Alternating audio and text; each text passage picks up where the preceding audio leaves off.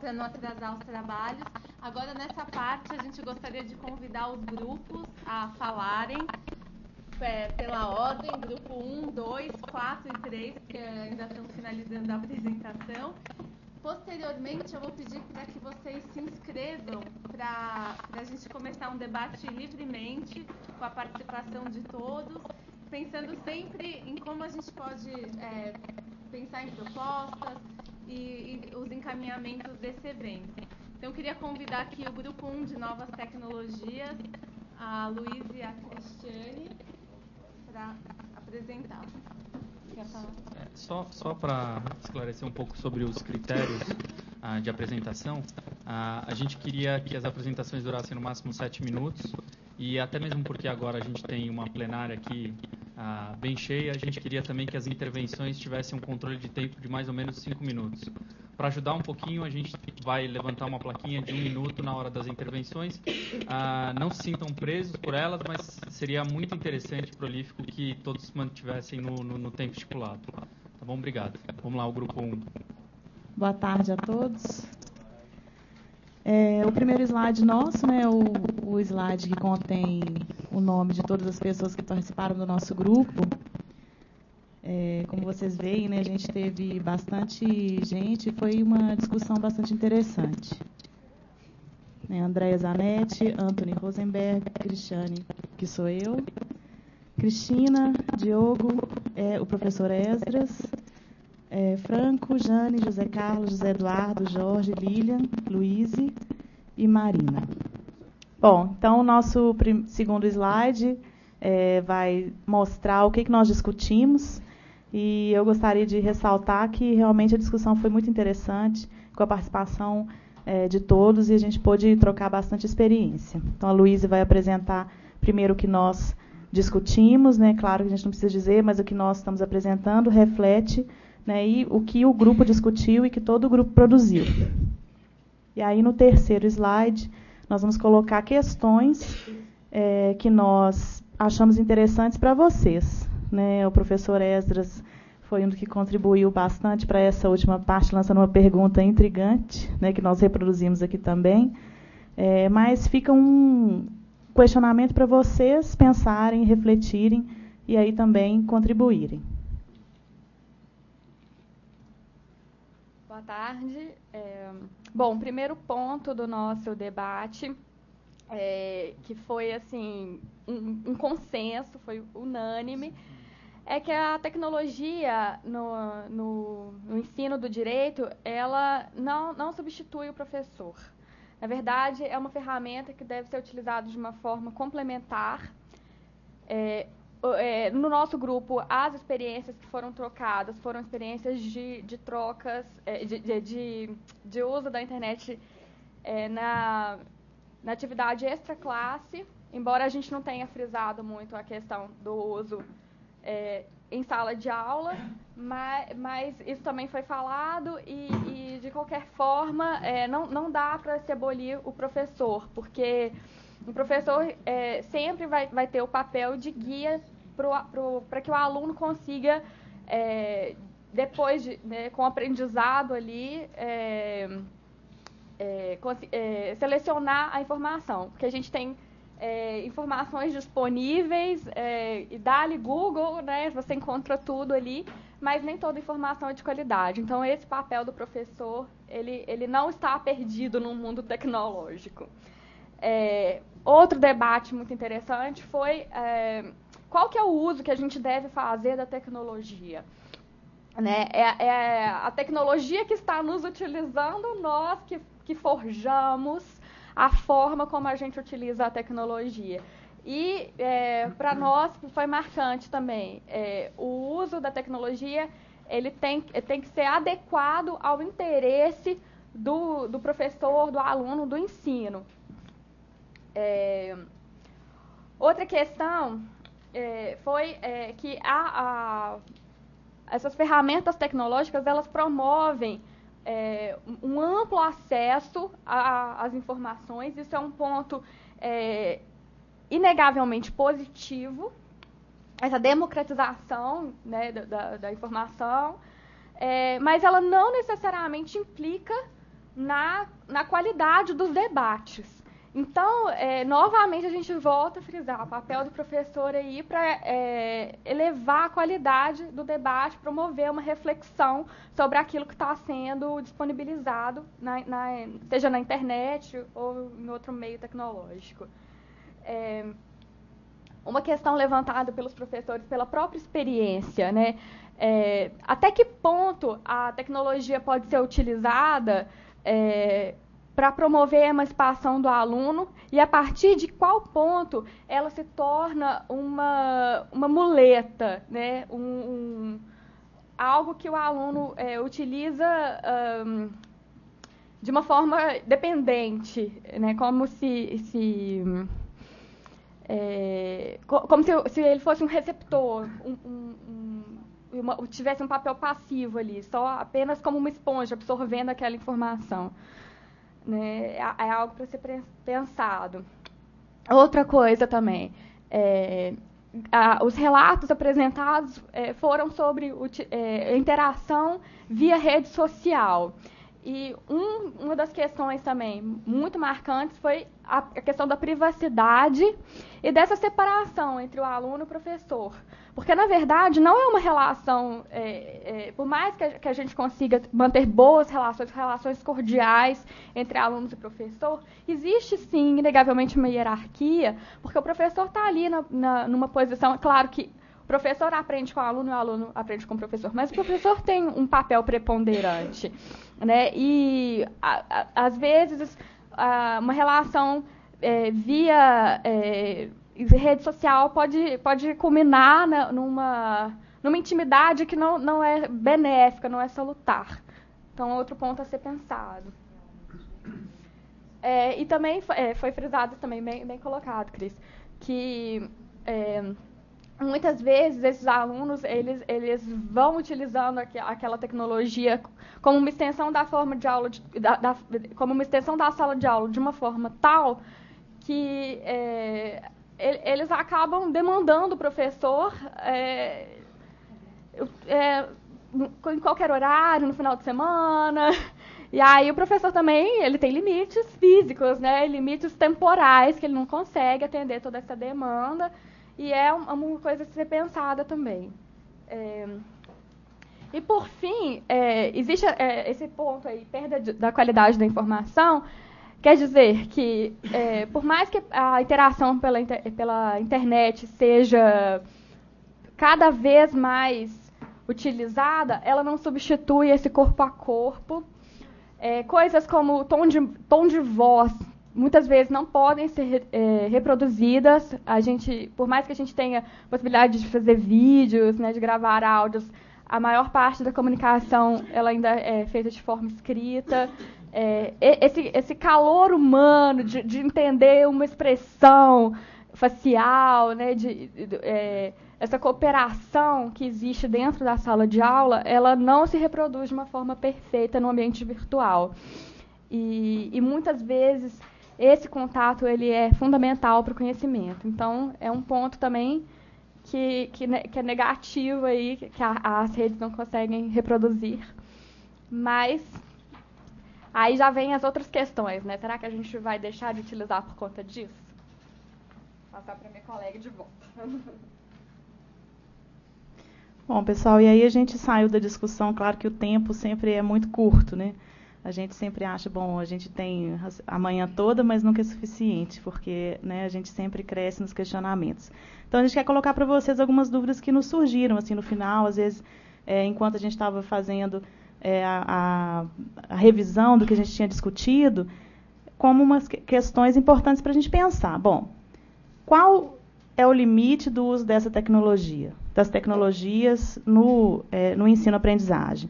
Esse limite ele pode ser tanto para a implementação dessa tecnologia, quer dizer, o custo de eu ter, de implementar, de ter um quadro virtual, interativo, ou o custo de eu ter um acesso à internet livre, o custo de fazer com que esses alunos possam ter acesso a essa informação de modo que não seja tão oneroso para eles, isso é um limitador do uso de tecnologia? E um outro ponto de vista também, né, quer dizer, na implementação, no uso, qual seria o limite, até que ponto a gente pode e deve utilizar a tecnologia para o ensino-aprendizagem? Uma outra questão, será que vale a pena a mudança? A gente estava falando de uma mudança de paradigma mesmo, né, da relação entre professor e aluno, do papel do aluno de ser menos passivo, ser mais ativo, porque a implementação da tecnologia no ensino depende muito da capacitação do professor, da capacidade dele de se preparar para usar a tecnologia e do aluno também de interagir e de participar ativamente. Então, diante do que a gente vê de resistência, talvez, do professor e dos alunos, né, que ainda querem, em alguns lugares, aquele modelo mais, vamos dizer assim, tradicional de aula, será que vale a pena a gente tentar implementar essa mudança e implementar essa mudança? E aí, a quarta pergunta, a aderência ao uso de tecnologia deve ser obrigatória para os alunos e para os professores? Porque a gente está falando também de um mundo onde essa tecnologia é utilizada comumente por nós, né? Mas será que a aplicação da tecnologia no ensino é obrigatória? Deve ser obrigatória? E, por fim, para encerrar, a pergunta que o professor Esdras nos fez e que suscitou muito pensar, né? É porque ninguém lembrava, né? Que é sobre essa imperatividade do meio, né? O meio tecnológico é a mensagem? Então, para encerrar, acho que está uma boa pergunta, um bom questionamento, né? Obrigada. Muito obrigada, meninas. Queria convidar aqui o grupo 2 de métodos de ensino participativos e avaliação. A gente tratou sobre os métodos de ensino e a participação e avaliação. E o que foi discutido no grupo? Dentre os diversos assuntos que discutimos, os questionamentos que foram suscitados, a gente levantou pontos que consideramos, que vamos trazer aqui para vocês, que consideramos relevantes. Primeiro, o que envolve o aluno. O que faz um aluno ser participativo na sala de aula? Qual é a diferença de um professor que consegue envolver os seus alunos e torná-los participativos na sua aula e de um outro que não consegue?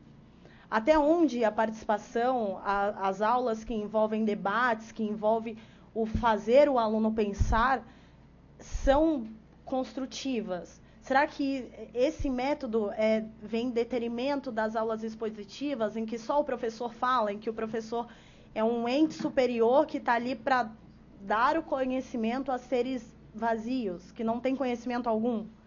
Será que o professor é um ser que tem toda a verdade e nós estamos aqui só para absorver e aceitar isso? A faculdade, as faculdades de direito, qual seria a função dessa faculdade? Essa faculdade está preparando o aluno para entrar na OAB, para passar num concurso, para ser professor, para ser advogado ou para ser um ser pensante do direito? O que se esperar, o que fazer com esse aluno? Ensinar esse aluno a pensar e estar disposto a ouvir o discente que pensa? Porque a realidade da maioria das faculdades de direito hoje, e do corpo docente de um modo geral, é podar esse questionamento vindo do corpo discente. O aluno ele é doutrinado desde o ensino basilar a não pensar. Nós somos doutrinados a aceitar verdades prontas. E será que é isso que o direito precisa? Será que precisamos mesmo de pessoas que só vão lá, decoram um código, um número de lei e os fazem com primazia, mas que de fato não pensam o direito? O direito ele está servindo à sociedade, ele está aqui para fazer com que a sociedade funcione de forma melhor. É isso que a faculdade quer? Ou nós queremos só operadores do direito que sabem um código, que sabem um número de lei? E foi em torno dessa função da faculdade, do corpo discente, do comprometimento, da tomada de responsabilidade do corpo discente, da tomada de responsabilidade e da mudança do corpo docente para essa revolução no modo de ensinar e de fazer pensar o direito, que se geraram as questões que a gente vai dizer agora. Boa tarde a todos, meu nome é Carolina. Eu trago aqui para vocês analisarem conjuntamente conosco alguns dos questionamentos levantados durante nosso debate.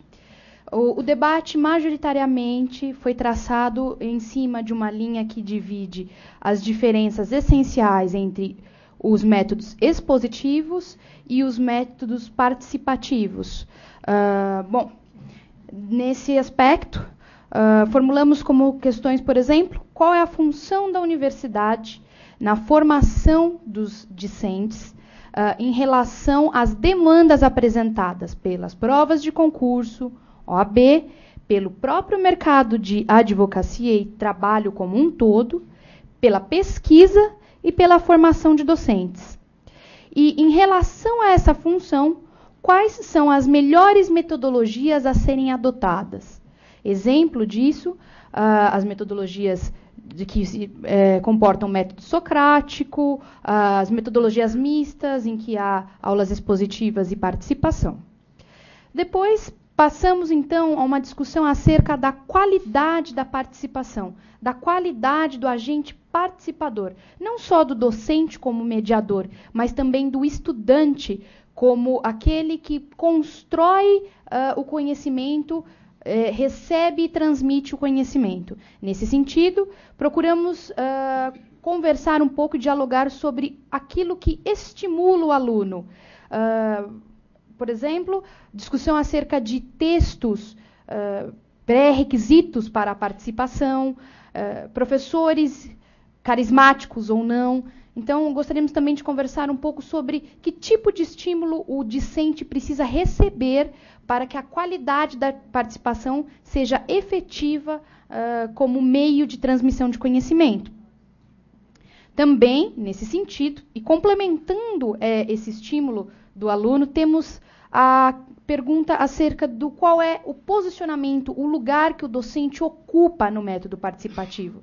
É ele apenas uma autoridade que transmite o conhecimento de forma unilateral, ou ele está inserido como um mediador?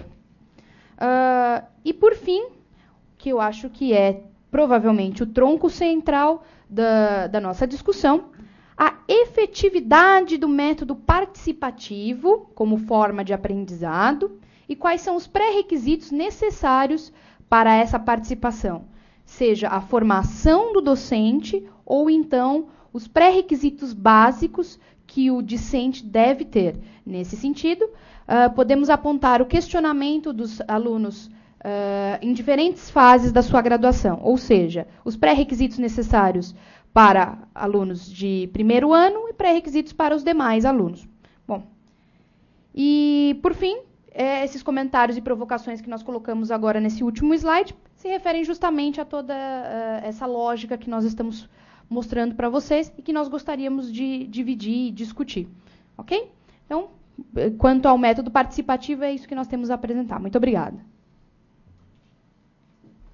Muito obrigada ao grupo. Queria chamar os representantes do grupo 3, Pragmatismo é a Solução, como aproximar o aluno de direito à realidade. Bom, meu nome é Clarissa, eu sou aluna de mestrado da casa e... Eu sou o Jairo, eu sou monitor da equipe GV, monitoro o curso de Mercado e Tendências da Advocacia do Brasil e sou estudante graduando da Universidade São Judas Tadeu, estou no 3º semestre. Ok, então vamos lá. A gente levantou algumas questões que a gente vai tentar explicar de modo bastante breve, assim como os outros. O nome do grupo é Pragmatismo é a Solução, como aproximar o aluno de direito da realidade. E a primeira pergunta que a gente ressalta, né, a primeira questão que a gente debateu e que a gente traz para vocês é quais realidades a gente se refere quando discute essa questão da aproximação do aluno com a realidade, ou seja, quais realidades serem trazidas para a sala de aula, o que significa isso. O debate, essa questão, ela surgiu quando a gente estava discutindo a qualificação, né, assim, os limites e as possibilidades de um professor de direito de poder captar a realidade, trazer a realidade para dentro de sala. E a realidade, num primeiro momento, apareceu no grupo como a realidade do processo, ou a realidade jurisdicional, a realidade do judiciário, né, das instituições judiciais. E a gente, com o desenvolvimento do debate, a gente se questiona se essa é a única realidade, né, que a gente se refere quando questiona a aproximação do aluno com a realidade. Não haveriam outras formas, de se pensar a realidade, né? E aí, nesse sentido, o papel de um professor pesquisador que se depara com outras realidades, outros tipos de dados, né? Um profissional que se dedica a levantar outras informações também a respeito da realidade, essa realidade também não seria relevante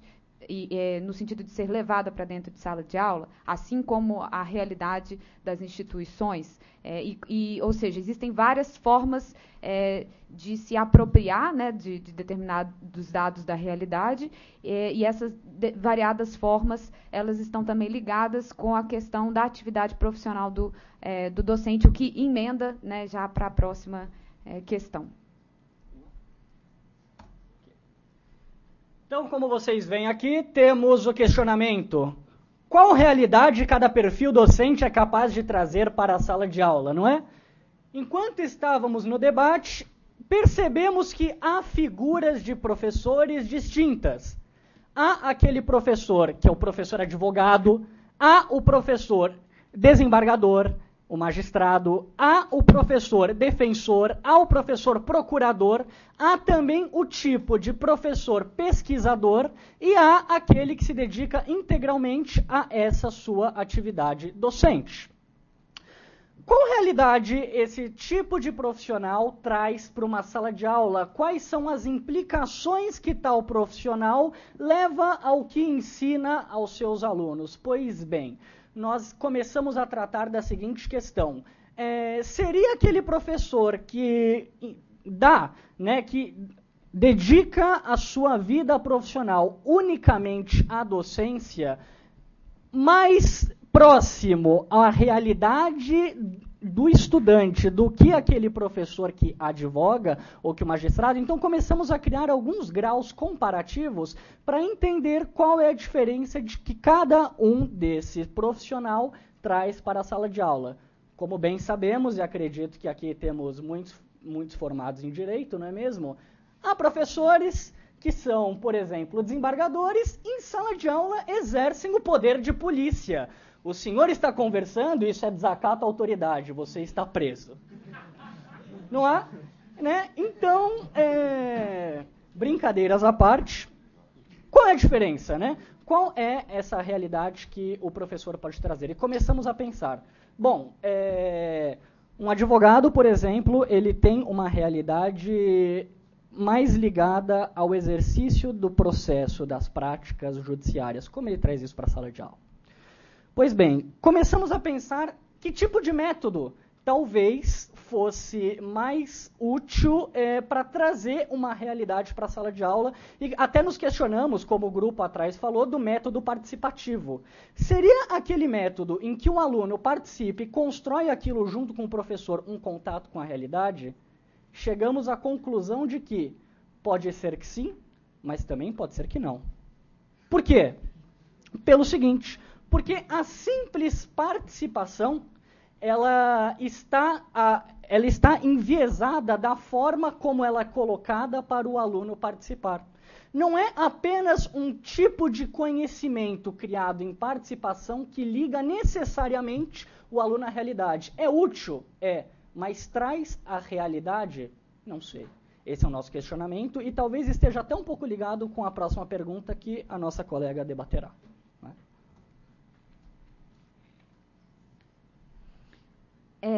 Bom, uma última questão que foi levantada é a relação, né, diz respeito à relação entre a prática e o direito enquanto instrumento político. O que isso quer dizer? Acho que há uma crítica bastante corrente, né, um discurso bastante comum de crítica ao ensino do direito, que advoga a ideia, né, ou avança a ideia de que o ensino tradicional ele não propicia esse contato do aluno com a prática, ele se foca na transmissão de conceitos de forma bastante abstrata. Então, existe uma corrida pela prática. A questão é que a prática pela prática interessa. Não seria necessário também pensar que determinadas práticas jurídicas, né, determinada forma de fazer o direito, de operar o direito, de conceber o direito na sua realidade, não está a favor de determinados valores e determinadas posições políticas? Não seria preciso também enfatizar isso? Nesse sentido, a prática sozinha, sem uma reflexão a respeito, sem uma abstração nesse sentido, ela não ajuda. Essa foi, então, a terceira questão sobre a qual a gente se debruçou. E para finalizar aqui a apresentação, que espero eu tenha sido breve, né? Espero não ter ocupado muito o ouvido dos senhores. A questão é a seguinte, o que é a realidade no fim das contas? Como o estudante do direito chega até a realidade? Aqui eu utilizo um pouco a figura que o professor Faria, José Eduardo Faria, acredito que todos também conheçam, não é mesmo? Ele sempre lutou por um ensino jurídico que desse ao estudante a capacidade crítica reflexiva. O que é capacidade crítica? E eu estava conversando com a Clarissa agora mesmo, né? E nós chegamos à seguinte concepção. Seria a capacidade crítica falar esse fenômeno está certo ou esse fenômeno está errado? Eu acredito que não. Eu acredito que a capacidade reflexiva que o estudante deve ter é a seguinte, é a de identificar aquele fenômeno passado de uma determinada maneira, mas que aquela forma ela não é única. Há uma possibilidade de criar diversos recortes epistemológicos sobre um determinado fenômeno e não devemos totalizar nenhum deles sob pena de uma ditadura do conhecimento. Essa é a minha participação. Obrigado. Muito bom, grupo animado, obrigada. Queria chamar o último grupo, o Alexandre, novas disciplinas jurídicas, necessidade ou modismo.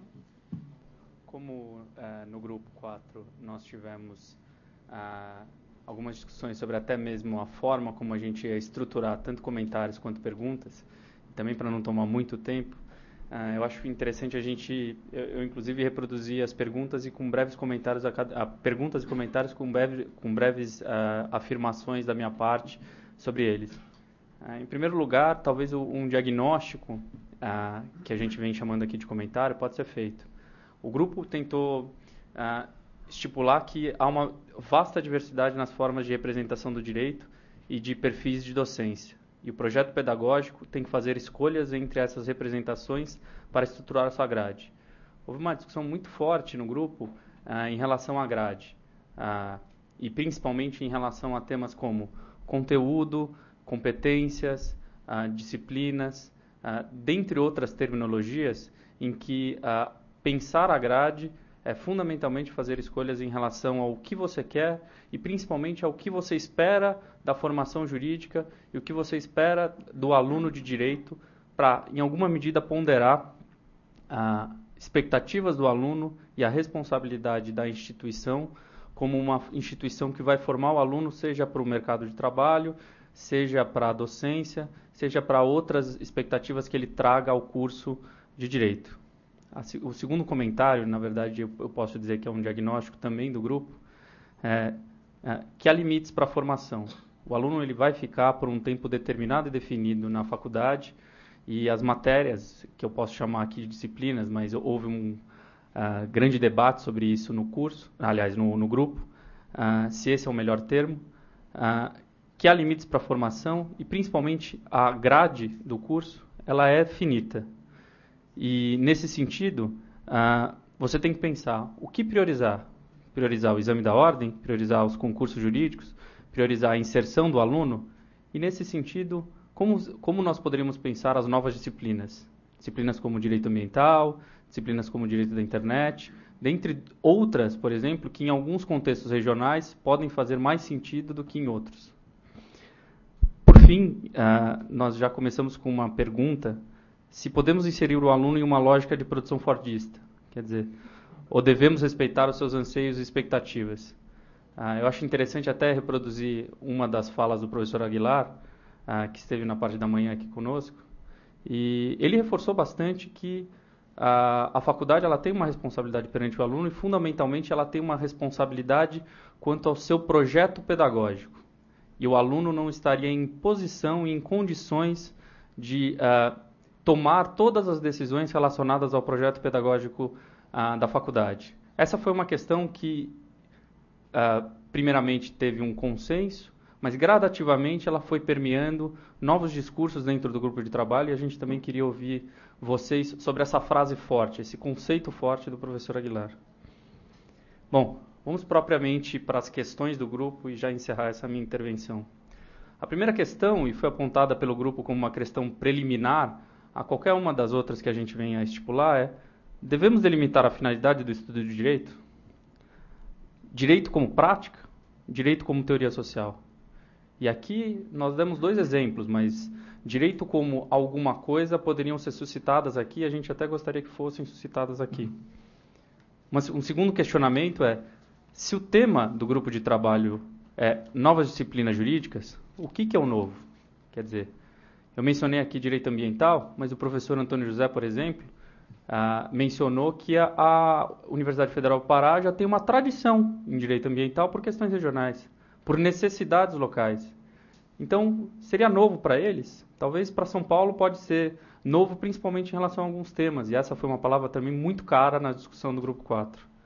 E nesse sentido, é uma capacidade, é um conteúdo, qual a necessidade, qual é a participação do aluno na definição do novo, reportando a frase forte do professor Aguilar, que é: qual é a participação do aluno nesse projeto pedagógico? Terceira pergunta que nós chegamos é: a sala de aula é o cerne da formação ou existem outros espaços para o ensino jurídico? Nesse sentido, as instituições poderão definir conteúdos ou atividades ou terão de respeitar o formato tradicional de uma grade de disciplinas? Só retomando, a ideia de disciplina foi uma ideia muito questionada no grupo de trabalho. E é uma ideia que nós gostaríamos de botar em debate, principalmente o caráter hierarquizante que está revestido na palavra disciplina e em tudo que ela pode carregar consigo. E, por fim, o último questionamento que a gente queria deixar aqui é: como desenvolver uma formação pedagógica do docente em direito? Um diagnóstico muito forte do grupo foi que nós estamos, de alguma maneira, a anos-luz de uma formação pedagógica. O que nós conseguimos observar dos professores de direito, principalmente em seu início de atividade, é que eles são super especialistas em razão da demanda que fazem dele para ele se tornar professor. Quer dizer, o que se exige? Exige-se um mestrado, exige-se um doutorado, e quando se obtém um doutorado, você está pronto a lecionar. Não estaríamos muito distantes dessa formação pedagógica se for esse aspecto que vai marcar o ingresso ou não de um pesquisador na docência? E nesse sentido, na pós-graduação que o professor cursou, ou na formação em serviço, é que nós poderíamos inserir essa formação pedagógica? E, por fim, pensar que essa formação pedagógica, em alguma medida, ela pode ser inserida na pós-graduação, mas nesse sentido, como nós poderíamos inserir? Seriam educadores? Seriam professores de direito que teriam que repensar essa formação? Então, são com essas perguntas que a gente queria deixar vocês para, enfim, debater. E eu só queria agradecer muito, talvez como último grupo aqui, eu consegui colher, enfim, impressões de todos aqui. Eu posso dizer pela comissão em nome da comissão como um todo, nós ficamos muito satisfeitos com a participação e gostaríamos que ela se reproduzisse novamente na mesa redonda. Obrigado. Muito obrigada, Alexandre. Eu queria agora convidar todos para o debate. Peço apenas que façam as inscrições, levantem a mão. É para o grupo 1 isso? Não, para todos.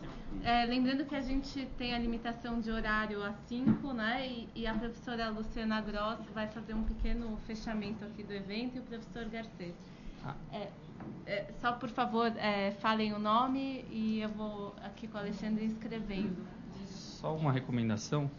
Nós solicitamos que todos aqueles que participaram de um grupo específico de trabalho respondam ou façam comentários sobre os demais grupos de trabalho, justamente para fomentar novas respostas aos questionamentos que foram feitos aqui.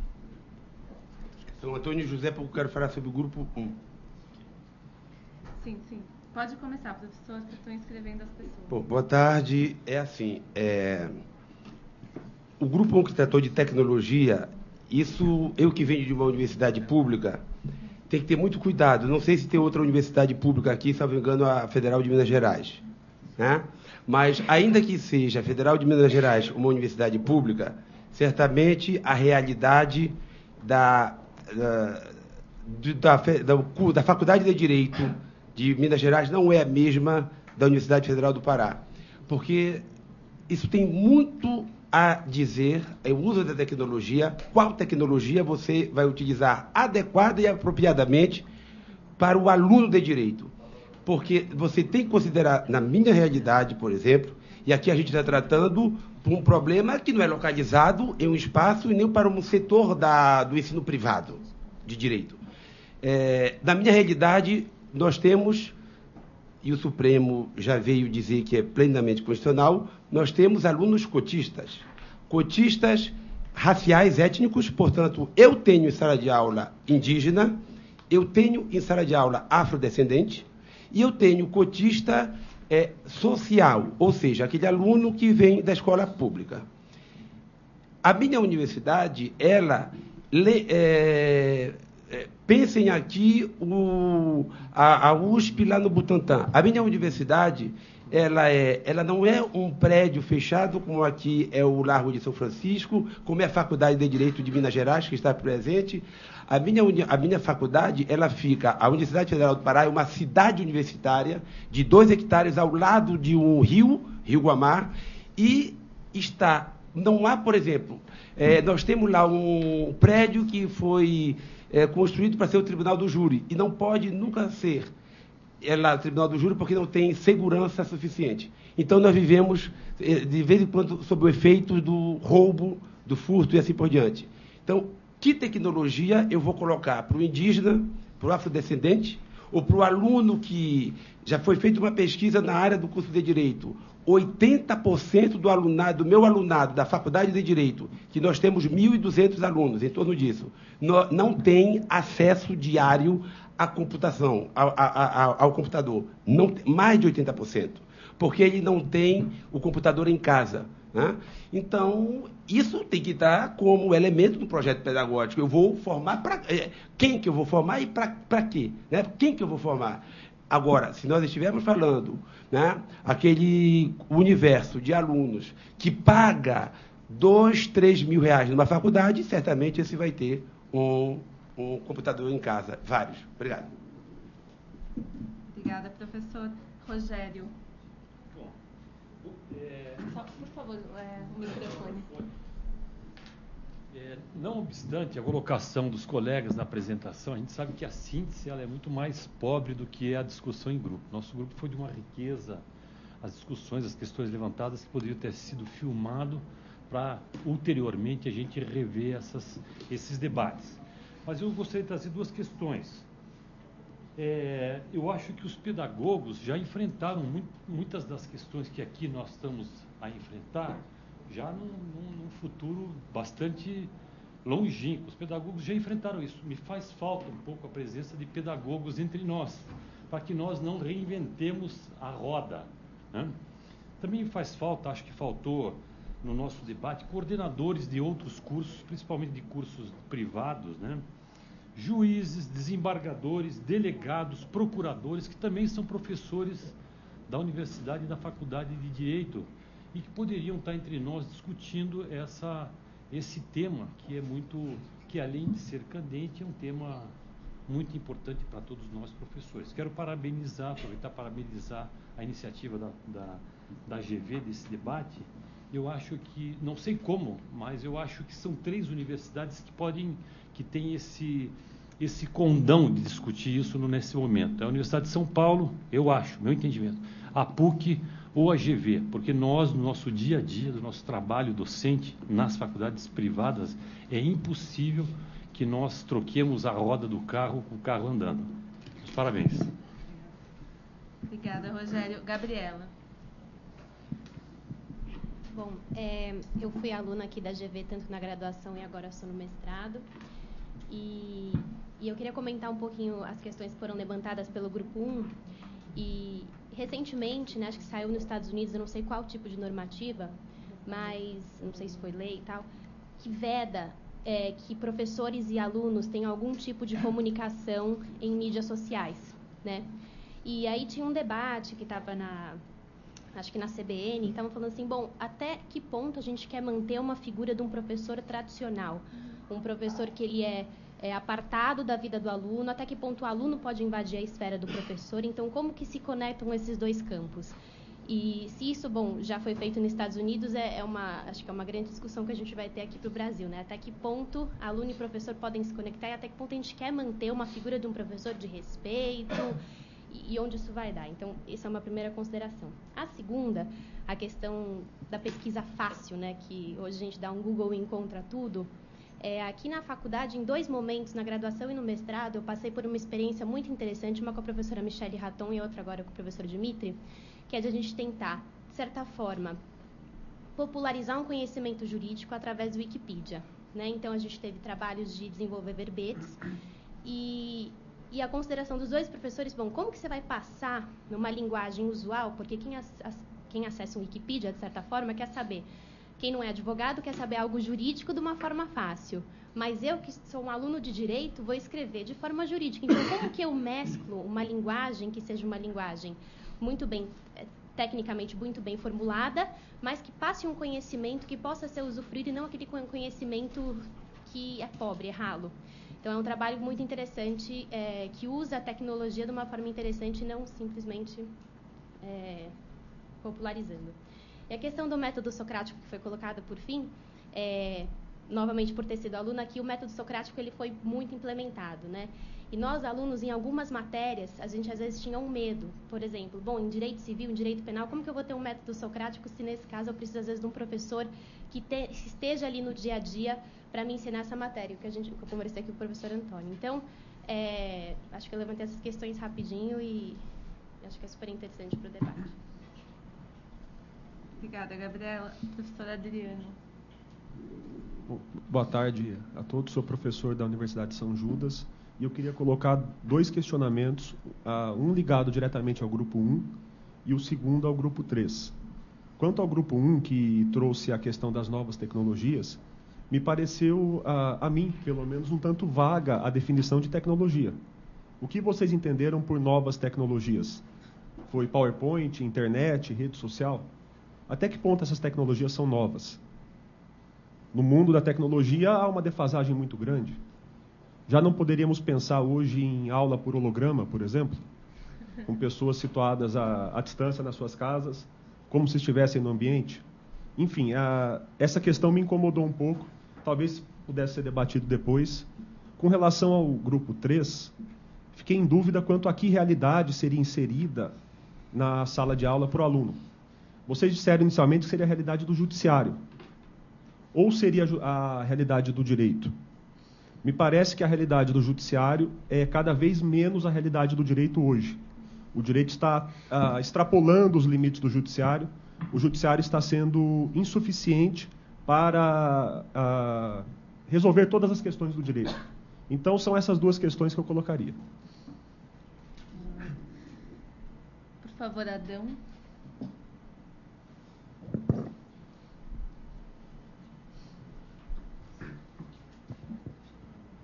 Boa tarde. A minha o questionamento é sobre o Grupo 1, sobre as mídias sociais em específico. Primeiro, eu faço o questionamento da relação do poder entre o professor e os alunos. Então, quando a gente coloca... Lá nos Estados Unidos já tem essa tratativa dessa norma, Mas, trazendo para a nossa realidade, a gente tem experiência empírica disso, onde na Universidade de São Judas, tanto o professor ano passado, um ótimo professor de Ciências Políticas, foi montado um grupo de estudo e foi excelente, como ferramenta, como extensão da sala de aula. E, seguindo o exemplo, esse ano eu montei um grupo de estudo da sala, eu como aluno, e isso foi muito proveitoso. Então, quando foi dito que não é salutar, então, eu acho que essa é o questionamento que eu faço, né, de reflexão sobre esse assunto. Só isso, obrigado.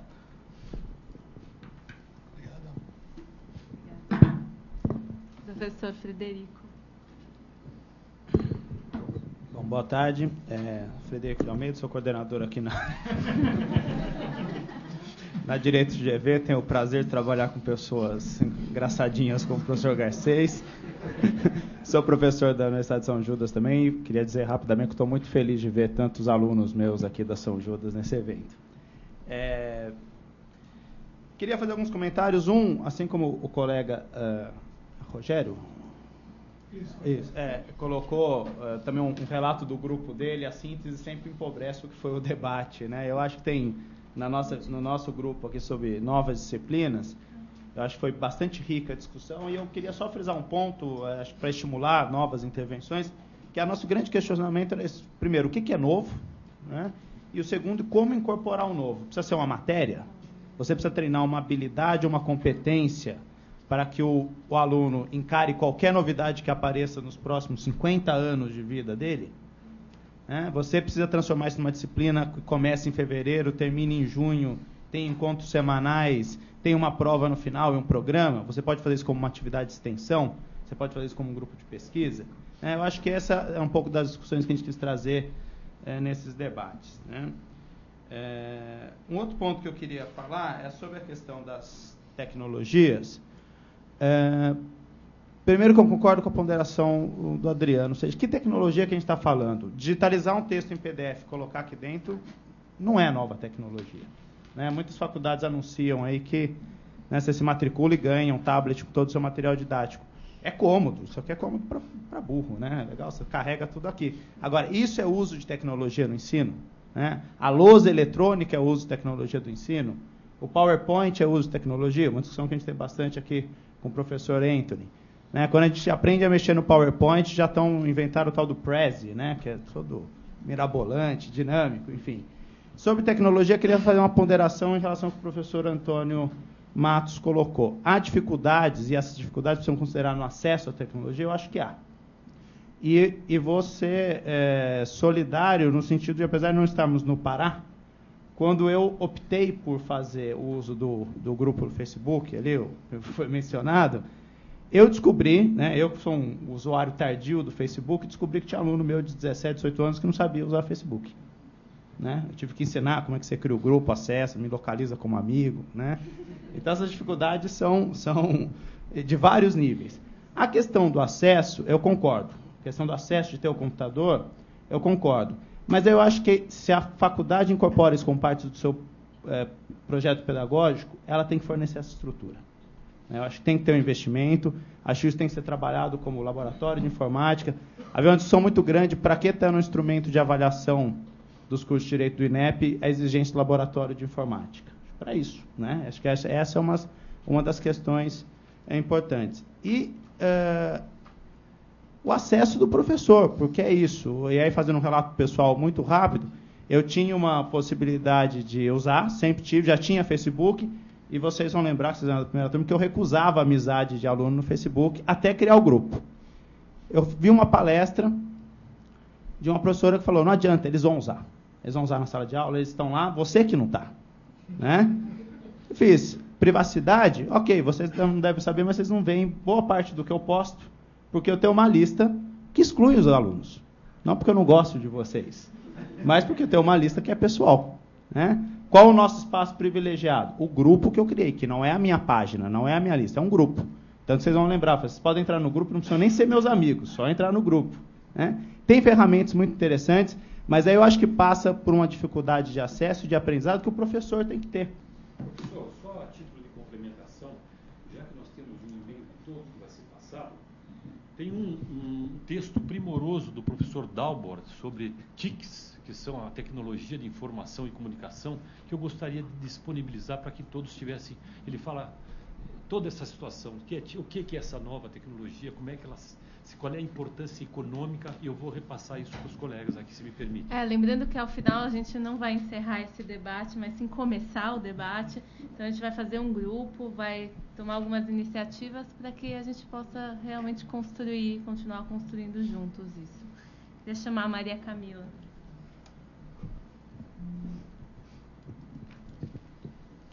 Boa tarde a todas e a todos. Meu nome é Maria Camila, sou aluna do programa de mestrado e eu trago aqui um ponto sobre cada grupo. O primeiro já amplamente falado, sobre as redes sociais, e aí não ver como um limitador, mas talvez como um potencializador, e mesmo questionar que relação é essa de professor e aluno que a gente está falando. O segundo ponto é sobre a questão do contato com essa realidade, e eu acho que a GV ela tem uma experiência bem interessante de trazer pesquisadores, integrantes do movimento social para dentro da faculdade, né? Eu acho que isso é enriquecedor, e também de mesclar o grupo de alunos e diversificar, que eu acho que isso talvez essa diversidade talvez possa garantir um pouco dessas outras realidades para além da jurídica. E quanto à questão das novas disciplinas, eu tenho uma preocupação que é que elas se transformem assim como são as disciplinas mais humanitárias, que é aquela disciplina como do ECA, do consumidor, do meio ambiente, que qualquer professor, independente da qualificação dele, vá passar aquela disciplina porque é aquela que sobra. Então, acho que tem que ter esse cuidado entre essas novas disciplinas e alguém que tenha uma capacidade e uma formação adequada para ela, e não como uma sobra e aquela que é só para constar no currículo. São esses pontos. Obrigada. Thiago.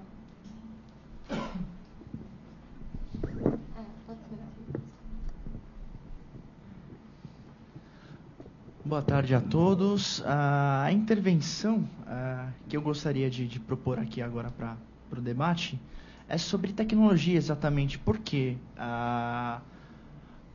o intercâmbio, a interface professor-aluno, o grupo de trabalho, na hora que problematizou o uso das tecnologias, gostaria de trazer essa crítica a essa concepção de uso de tecnologia de professor insubstituível. Por quê? Porque o aluno, principalmente o aluno de 18 anos agora, ingresso, ele é um novo tipo de aluno. É um aluno que tem um déficit de foco que já foi até mensurado, tá? Eu trouxe até por cautela uma reportagem da Folha de São Paulo da semana passada, que fala exatamente sobre o problema de tecnologias, de novas mídias. Porque o professor, ele, ao expor na sala de aula o seu tema, ele, a partir de agora, ele deve ter em mente que o aluno que está ali com ele está com um smartphone, e ao mesmo tempo que ele está prestando atenção no professor, ele está conversando com um amigo dele no Facebook, ou verificando se aquela informação de bibliografia que o professor deu está disponível na internet, se é relevante, e isso acaba culminando em praticamente 27 mídias ou acessos diferentes, tá? E para o grupo de trabalho de tecnologia, de novas tecnologias, de novas abordagens, é um paradigma para o professor, no método tradicional, né? Captar esse aluno, trazer a atenção desse aluno de volta à sala de aula, de volta à temática, mesmo porque a nossa própria prática de advocacia ela já está nos levando a uma nova realidade, tá? O uso da tecnologia que o grupo de trabalho colocou contempla o uso da tecnologia, por exemplo, do peticionamento eletrônico, tá? O aluno hoje ele é preparado para peticionar eletronicamente, ele é preparado para assinar um documento digitalmente, ele é preparado para verificar todos os normativos, todas as resoluções dos tribunais superiores que já disponibilizam peticionamento eletrônico. E isso se torna paradigmático para o professor em sala de aula que utiliza o método tradicional. Por quê? No momento da prática, ele vai se ver nessa encruzilhada. Em algum momento, se a sua prática for advocacia militante, ele vai ter que peticionar eletronicamente. Isso já faz parte do dia a dia do ambiente acadêmico, por exemplo? Obrigado. Muito obrigada. Luciana. Obrigada. Boa tarde a todas e a todos. Um primeiro ponto que eu queria levantar é que no grupo, realmente, como nos demais, a nossa reflexão foi bem mais rica do que o que foi apresentado. E eu acho que ficou faltando a gente trazer algumas considerações e questões sobre avaliação. E não dá para falar de metodologia de ensino, sobretudo metodologia de ensino participativo, sem nós enfrentarmos a problemática da avaliação. Então, fica aqui esse apontamento. A gente tem mais de 15 anos de militância e reflexão sobre ensino jurídico. E as questões que estão postas aqui, elas não são novas, mas elas são persistentes, né? Elas aparecem, voltam, e talvez porque elas permaneçam sem respostas, ou porque as respostas que nós damos sejam insuficientes ou insatisfatórias, ou ainda porque nós temos múltiplas e diversas respostas. De toda forma, eu acho que elas exigem uma contínua reflexão, e tanto de educadores, né, pedagogos e educadores, como sugerido pelo professor, como de educadores do direito. E, para isso, nós sugerimos que esse debate seja contínuo e ele seja retomado de uma forma mais sistemática e numa outra oportunidade, num outro evento. E o Uniceub se propõe a sediar essa segunda edição desse evento em Brasília. Tá? Então, fica aqui o convite em nome da mantenedora, da Administração Superior do Uniceub, que o nosso próximo encontro, que a nossa próxima reflexão coletiva se dê em Brasília. Por fim, eu queria fazer uma consideração em relação à fala do Rogério. Eu não acho impossível que as privadas façam o que a GV ou a USP façam, tanto é que nós estamos aqui, né? E a nossa instituição está se propondo a desenvolver uma reflexão, e já o faz. Existe uma assessoria pedagógica com pedagogos que nos dá um suporte bastante significativo para que o trabalho na educação jurídica ocorra.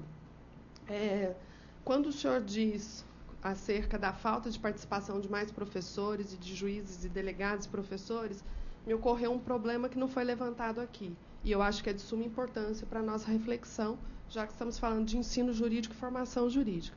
Nós temos que falar sobre a profissionalização da carreira docente na educação jurídica. Isso é imprescindível, né? Não dá para ser um bico. Ser professor de direito é de grande responsabilidade, implica em profissionalismo e formação. Então, ficam aí as minhas considerações, meus agradecimentos à GV pelo convite, pela parceria, e espero que o diálogo seja contínuo e tão profícuo como hoje. Muito obrigada.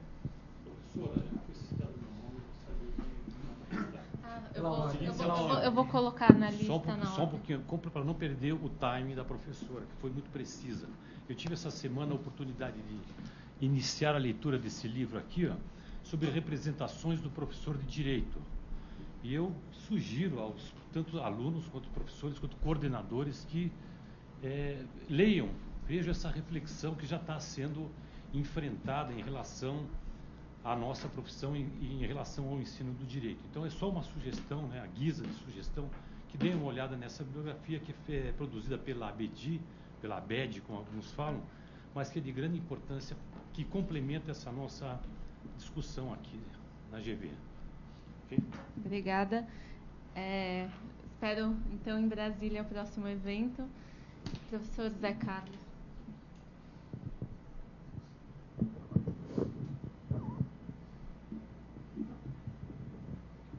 Alô, boa tarde a todos. Enfim, eu sou o professor José Carlos, do Uniceub, que é o Centro Universitário de Brasília. E, assim como nos demais grupos, nossa discussão também foi bem rica, apesar de dois colegas terem colocado, o professor Alexandre, salvo engano, e daqui eu não consigo enxergar o nome do colega, mas, enfim, o que nós pontuamos como tecnologia. Eu até confesso, professor Rogério, que eu me senti um pouco assim excluído do G3, né? Temos o G20, você falou USP, PUC, e eu não me recordo a outra instituição. E a GV, claro. Né?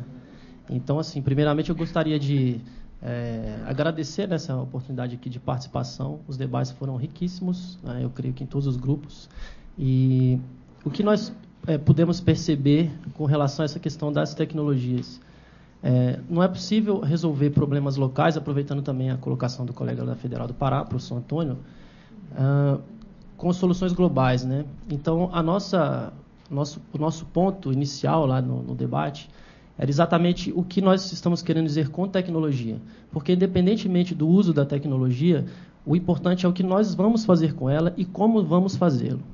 Creio, sim, que a participação do professor é insubstituível, mas, na verdade, muito mais como um condutor, não é, do ensino, porque nas metodologias participativas, e aí eu creio que tem muito a ver com a questão da pedagogia, e eu venho de uma família de pedagogos, enfim, meu avô, minha mãe, meu pai, né? Então eu vivenciei isso desde criança, e, claro, falo a partir também dessas experiências. Ela perpassa muito mais uma modificação das metodologias que nós vamos utilizar com os alunos, não é? E não no sentido de... Bom, o que eu quero dizer com isso? Nós podemos optar por um ensino informativo ou um ensino formativo, né? E nós temos já algumas atividades. Eu sei que eu estou me estendendo um pouco, mas eu estou terminando. É só para fechar um raciocínio. Nós temos já algumas atividades implementadas no Centro Universitário de Brasília, tanto na graduação quanto no projeto, né, que nós implementamos, um projeto de extensão, que é o projeto Direito Integral, que visa uma formação qualificada, formativa, né, e não meramente informativa. Então, eu creio que a mudança, a questão das ferramentas tecnológicas, isso daí é um caminho sem volta. Acho que é um pressuposto que nós adotamos como algo, não houve divergência quanto a isso. Mas como nós vamos fazer isso? O que eu quero dizer sendo pontual, nós temos que modificar a forma como o ensino jurídico é tratado no Brasil. Nós temos aí, enfim, podia ficar aqui citando o Código Napoleônico e a nossa cultura, não é, arraigada dessa necessidade de codificação, de estudar dispositivos normativos, sendo que, na verdade, não há um enfoque, muitas vezes, filosófico, sociológico, e que dialogue com outros ramos do saber. Então, acho que a utilização de novas tecnologias perpassa, na verdade, por uma formação do aluno, não é? E que significaria, em outros termos, enfim, modificar o ensino tradicional, não é? Para um ensino jurídico de vanguarda, um ensino jurídico, eu não quero falar pós-modernidade, mas é o termo da moda, né? Então, nós também temos, então, enfim, modismo. Então, vamos falar um ensino da pós-modernidade, numa sociedade complexa com novas demandas. Eu sei que o meu tempo extrapolou, mas eu só queria deixar essa breve colocação sobre o que nós estávamos entendendo por novas tecnologias. É uma mudança, na verdade, do paradigma de ensino, que já é uma coisa antiga para os pedagogos, né? Enfim. Obrigada. A gente encerrou as inscrições, tem mais 3 inscritos. Apenas depois a gente vai passar a palavra à professora Luciana, ao professor Garcês, que queria deixar um recado até para a mãe dele, tá? Ao vivo, né? Pedindo aqui o evento inteiro. Então, por favor, Carolina.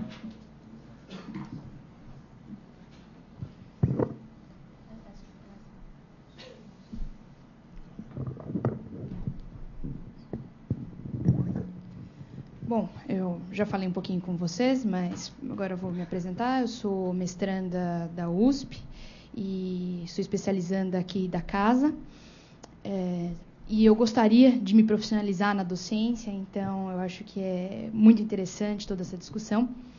Eu tive recentemente uma aula aqui na casa, na matéria de Direito Digital, em que nós discutimos a resistência dos profissionais de direito em utilizar as novas tecnologias, especialmente em relação a processo eletrônico, entre outras, né?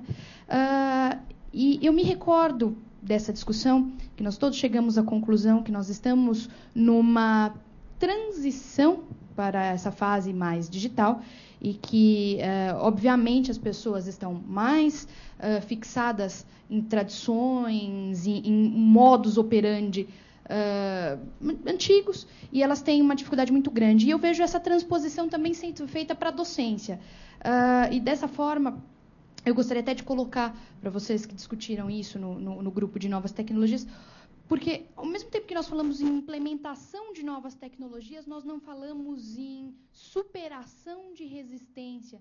Então, a pergunta é, como nós podemos educar, formar docentes que não só estejam transpondo essa barreira, mas também estejam já bastante envoltos com todas as tecnologias novas. Por exemplo, uma palestra que é frequente aqui, recorrente, a professora Marta Gabriel, ela expõe um sem número de redes sociais existentes. Nós ficamos adstritos a Facebook, esses do dia a dia, mas existe uma série de redes sociais que ligam uma série um volume muito acentuado de temas. Há redes sociais, sim, de estudos de idioma, troca de palestras universitárias. Então, como vencer essa resistência? E, por fim, eu queria também fazer um acréscimo. Eu ouvi os colegas falando sobre professor em tempo integral, né? Que a tecnologia poderia trazer esse malefício. E há uma discussão muito grande acerca disso em direito do trabalho.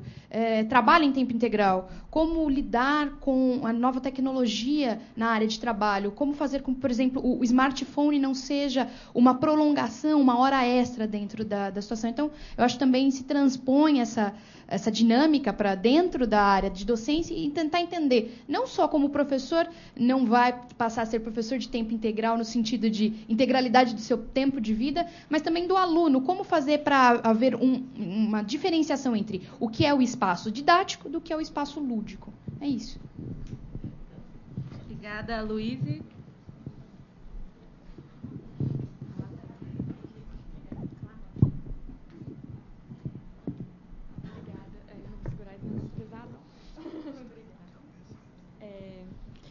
Bom, pessoal, como muita gente fez questionamento sobre o que a gente abordou no grupo, eu gostaria de responder o que eu consegui anotar aqui.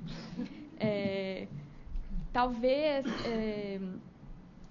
eu reparei assim que eu não fui muito feliz na minha apresentação, não, porque eu fiquei preocupada com o tempo de falar muito rápido e acabei atropelando algumas coisas. Talvez tenha alguma coisa sido mal interpretada, mas isso não é problema, a gente pode esclarecer. Essa fala da Caroline, né? Eu achei bacana você colocar essa questão do direito do trabalho, porque quando eu disse, até respondendo o Adão aqui, né, que o uso da rede social pode não ser salutar, eu não quis dizer que também que ele não pode ser... eu não quis dizer exatamente isso, né? Que ele não pode ser salutar. Na verdade, eu quis dizer que o excesso não é salutar, com certeza, nesse sentido que a Caroline colocou muito bem. Porque isso foi amplamente debatido no grupo. Um dos relatos foi nesse sentido, né? O professor relatou exatamente isso. Falou, poxa, eu recebo... inúmeras perguntas, que horas que eu vou responder todas, e por fim, ele acabou deixando de usar a tecnologia. Mas eu acho importante colocar que, para o grupo, ficou assim, evidente que a tecnologia em si, ela não é boa nem ruim. O que vai ser bom ou ruim é o uso que se faz dela. E então, como ficou também, como o próprio professor... Ai, eu esqueci o seu nome. José Carlos, desculpa. O professor José Carlos colocou muito bem... tá. Então, tudo bem. Então, ok, muito rápido. Trata-se da adequação, né, a essa ferramenta. A gente pode utilizar...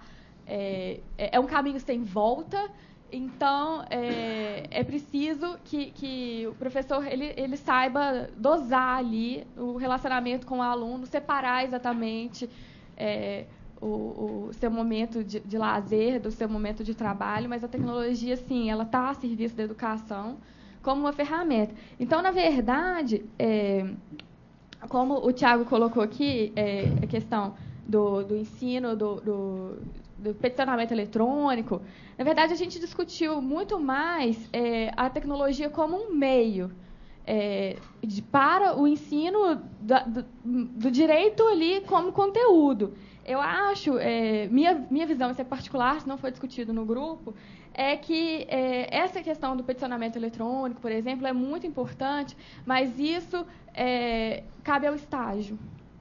A meu ver, cabe ao estágio, porque, na verdade, é o que o grupo 3 discutiu, a questão das realidades.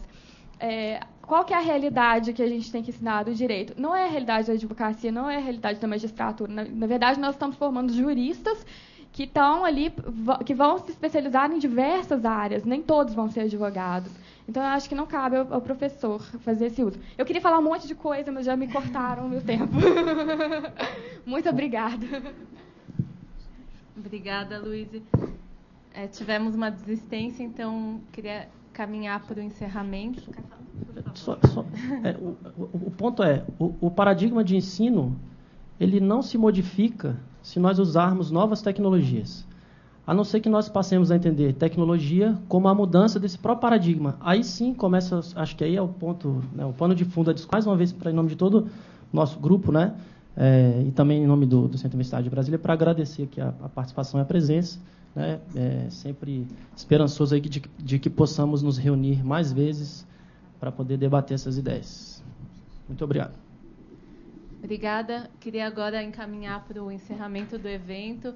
Desde já, em nome da Direito GV, agradecer às instituições parceiras, novamente, a todas as pessoas que, efetivamente, esse foi um evento que superou nossas expectativas, tendo a participação, e a gente gostaria de deixar esse convite para que a gente continue isso como projeto, seja do núcleo de metodologia, seja das nossas parcerias, mas que a gente possa ampliar. Eu sinto a angústia de terminar agora o debate, mas é um começo e não o fim. Então, eu queria passar a palavra para o professor Garcês e, em seguida, a professora Luciana para fazer o fechamento. Muito obrigado a todos. Também queria agradecer a presença de todo mundo. E queria falar muito rapidamente aqui. A gente ouve os outros falar e a gente fica pensando, puxa, mas eu queria falar tal coisa, eu queria responder tal coisa, tal, e ficamos angustiados. Não, acho que não é bem assim. Isso é muito bom. Isso significa que nós estamos pensando, temos visões diferentes, temos perspectivas diferentes, que nós vivemos realidades diferentes, que o que parece óbvio para um não é óbvio para outro, o que é natural para um é estranho para o outro. Isso é uma riqueza enorme que nós temos, isso é uma beleza do país, que nós tenhamos realidades diferentes. O que eu acho que parece que tem que ser comum é uma seriedade e propósito, ou seja, ensinar e fazer escolha. E escolha que envolve valor. Ensinar é uma tarefa profundamente política. E acho que tem uma questão que nos une nessa diversidade maravilhosa que nós temos. Os alunos têm que ser sujeitos da própria vida. E isso vale também para a universidade. Não há desculpa de falta de base, não há desculpa de falta de preparo anterior. Todo ser humano tem que ser sujeito da própria vida, e isso dentro da universidade. Se eu abro uma universidade para atender um público mais simples, eu tenho que ser capaz de qualificar esse público mais simples a partir da sua riqueza, porque ele pode ser mais simples na formação educacional, mas profundamente rico na sua experiência humana, né? Então, acho que o que há de central aqui é que a luta pelo protagonismo do aluno não é uma luta por uma metodologia nova, é uma luta por uma responsabilidade política de formar um país em que as pessoas sentem que o que vai acontecer com a história delas é responsabilidade individual. E as instituições têm responsabilidade, como o Fred falou, né? O colega colocou bem ali, né? Tomar voz de prisão, não é? Mas às vezes não é voz de prisão, às vezes tem outras formas desse poder. É ridicularizar uma pergunta, é mostrar que o sujeito é ignorante, é fazer pouco de uma colocação. E esse lugar de poder é um lugar hierárquico que talvez diga muito da forma como o direito se instala na sociedade brasileira.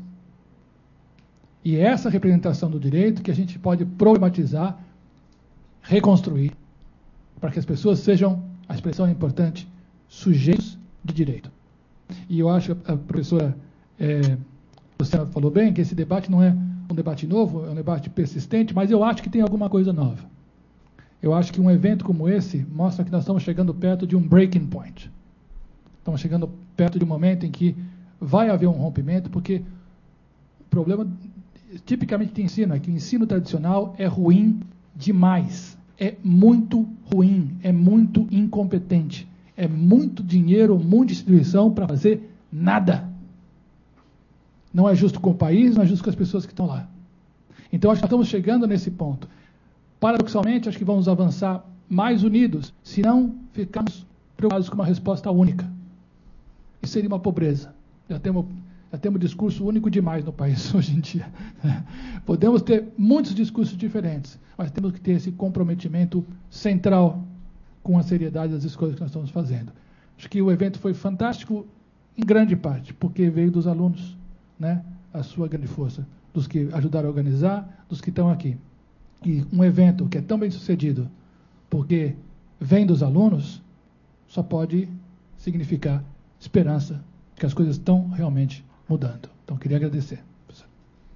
Desculpa, só antes de passar a palavra à professora Luciana, queria o importante apoio que a ABED deu a esse evento. Em nome do Fred, queria as últimas palavras, até mesmo para apresentar um pouco a ABED, por favor. Na verdade, é uma mensagem muito rápida que eu falo com outro crachá, que é o crachá de membro da diretoria da Associação Brasileira de Ensino de Direito. O professor Garcês também é parte da diretoria. E acho que nós dois, nessa missão na diretoria, cuidamos de áreas que tem tudo a ver com isso aqui. O professor Garcês é diretor de formação docente e eu sou diretor de relações discentes, né? Ou seja, trazer o aluno para o debate sobre o ensino jurídico. Acho que o grande mérito desse evento foi o papel do aluno. Eu acho que a riqueza desse evento aqui. Evento, publicação e debate sobre o ensino jurídico, a gente tem desde a década de 70 de monte, né? Acho que o aluno fazer parte disso, acho que é a grande novidade, e por isso queria agradecer e oferecer de novo todo o apoio da diretoria da ABED para uma próxima edição e para a continuidade desse debate também. Obrigado. Professora Luciana. Obrigada, Marina. Bom, eu vou repetir aqui os agradecimentos, mas eu estava comentando com o Garcês que, apesar de estar há muito tempo aqui na Direito GV, esse é um dos eventos dos quais eu me orgulho de fazer parte, e tenho mais orgulho ainda por ter sido um evento organizado especialmente por alunos, ex-alunos, pela Marina, pelo núcleo que está preocupado em ensino do direito. E é um dos eventos mais democráticos nas falas que a gente pôde ouvir. Eu acho que essa é a principal riqueza que a gente conseguiu trazer hoje aqui. Eu até peço desculpas porque eu não pude acompanhar toda a discussão, mas o que a gente pôde perceber é que, em primeiro lugar, quando a gente trata de realidades diferentes no nosso país, a gente tem duas figuras que são figuras que não são diferentes, que é o professor e o aluno. E que ele acontece em qualquer realidade que a gente esteja falando, seja na realidade do Pará, seja na realidade de São Paulo, aqui na Bela Vista, ou de São Paulo em outras faculdades e com volume de aluno que também é diferente do nosso volume de aluno. Eu acho que a gente não quer ser, aqui na Direito GV, a gente não quer ser o único modelo, a gente não quer ser modelo nesse ponto, mas a gente gostaria de poder trocar experiências, e acho que isso aconteceu aqui hoje, e aconteceu de uma forma absolutamente positiva para nós que estamos aqui, para a gente ouvir quais são os desafios e quais são as conquistas que esse mercado, que vem crescendo tanto e que ainda está em crescimento, que é a educação superior na área do direito, vem produzindo e vem discutindo. Então, eu espero que seja um primeiro evento. Eu já aceito o convite da minha charada, Luciana, para que a gente possa continuar essa discussão, e agora que essa discussão não seja uma discussão só anual. Eu acho que a gente, enfim, a produção que surgiu desse evento, quer dizer, pelos relatos que foram enviados e pela possibilidade até de trabalhar estes relatos a partir das discussões dos grupos, e imaginar que isso possa também converter em algum tipo de material que possa ser público, para que a gente possa cada vez mais agregar outros parceiros nessa discussão, e que são parceiros que olham a docência na área do direito com responsabilidade na democracia, em que o aluno ele é um participante desse ensino importante, e ele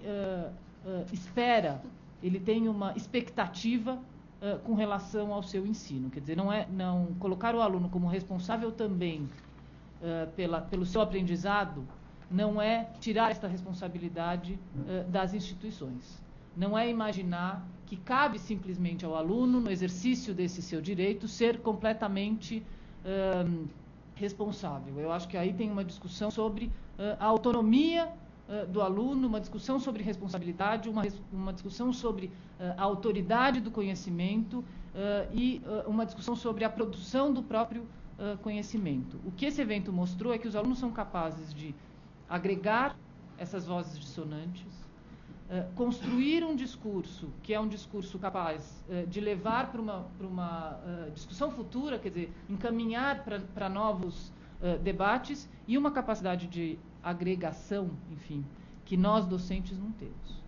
Eu tenho certeza que o evento teve essa grandeza durante todo o dia, porque foi organizado pelos alunos e não pelos docentes, e não foi um evento de palestras, mas foi um evento de efetiva participação. Quer dizer, aqui a gente conseguiu juntar vários estados do país, várias representações dentro de São Paulo também, com características diferentes, e conseguiu construir aí, acho que uma pauta, inclusive, para a gente poder pensar a partir daqui até o ano que vem, quando tiver um próximo encontro, e na construção desse compartilhamento de experiências, seja via próprio núcleo de ensino do direito aqui da escola, seja na parceria que a gente quer construir com as outras instituições. Por acaso esse evento aconteceu em primeiro lugar aqui, mas a gente gostaria de convidar não só a Uniceub, que já se colocou à disposição, mas também as outras escolas parceiras para participarem desta parceria. E só existe parceria se eu tenho participação de todos e não tenho essa autoridade no controle. Então, eu gostaria de encerrar hoje o debate, agradecendo a participação de todos e convidando para que essa participação seja contínua, para que a gente possa aí continuar produzindo material e uma discussão séria, como o professor Garcês falou, sobre docência na área do direito. Obrigada.